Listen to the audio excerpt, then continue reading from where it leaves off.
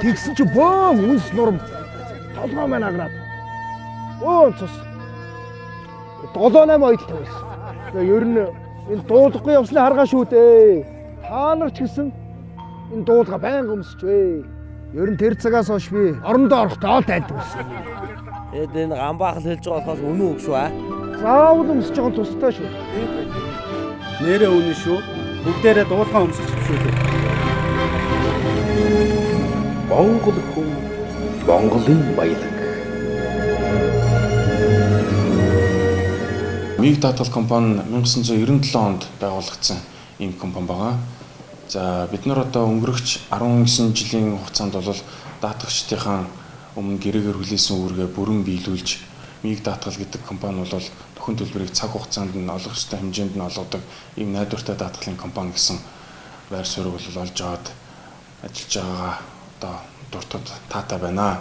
Жолоочийн хариуцлагын албан журмын даатгал маань Монгол улсад 11 оны 11 сард анх батлагдсан. За тэгээд 2012 оны 1 сарын 1-ээс ингээд хэрэгжилт нь одоо ингээд амжилттайгаар явж байгаа ийм хууль байгаамаа. За энэ хууль маань яагаад албан журам юм бэ гэвэл дэлхийн ихэнх орнуудад бол энэ төрлийн даатгал бол албан журмын буюу заавал төрлийн даатгалд хамаарагддаг.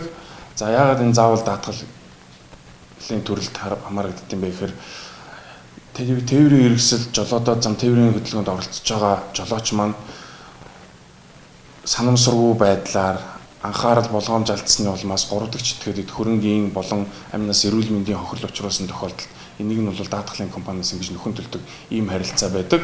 За дэлхийн ихэнх орнууд бол нэлээд дээрнээс энийг хуульчлаад өгсөн байдаг энэ даатгалыг.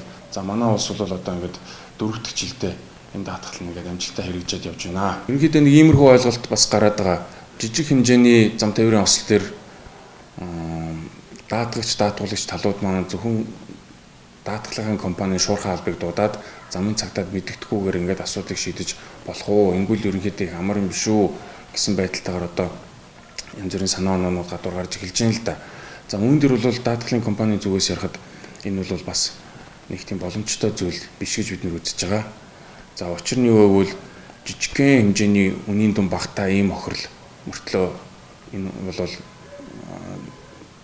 хохирогч хүний амнаас эрүүл мэндэд учирсан хохиролтой ийм тохиолдол гарч болзошгүй байдаг.